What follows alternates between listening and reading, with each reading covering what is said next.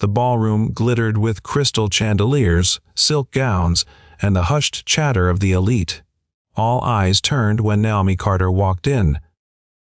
The first black woman to ever helm a Fortune 500 tech company.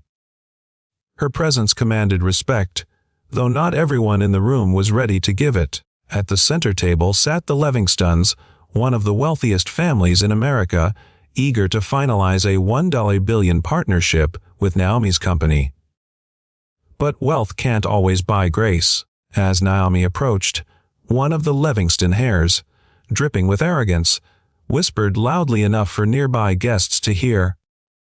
"I still don't understand how she got here. Must have been charity." Naomi ignored it with the poise of someone who had weathered storms far worse.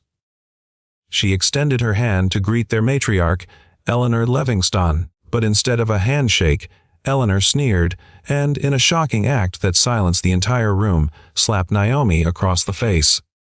Gasps rippled through the gala. Cameras flashed. A billionaire family had just humiliated a CEO in front of the world. For a brief moment, Naomi stood frozen. Memories of her mother working 3 jobs, of being told no 100 times before her first yes, of every door slammed in her face because of her skin, flooded her mind. But then, she inhaled deeply, straightened her back, and smiled with grace so radiant it unsettled the room. Instead of retaliating, Naomi reached down to comfort a trembling waiter who had dropped a tray of glasses during the chaos. "It's okay," she whispered kindly, helping him gather the shards. That small act of humanity shifted the energy. Guests saw who truly held dignity in the room. As she stood again, Naomi locked eyes with the Livingstons. "You see, dignity can't be bought or slapped away. Tonight was supposed to be about partnership, but I will never do business with cruelty." With that, she calmly gathered her purse, turned her back on a $1 billion deal, and walked out, her heels clicking like a victory drum beat. The room erupted in murmurs.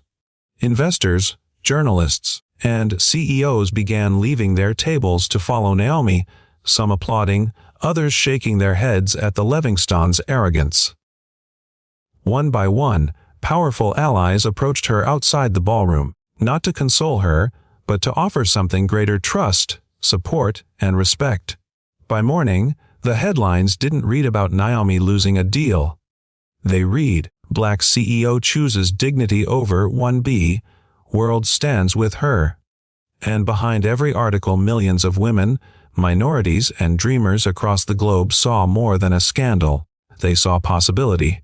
The power of walking away, of leading with kindness even when the world tries to strip it from you. Because sometimes, the greatest victory isn't in what you gain, it's in what you refuse to lose.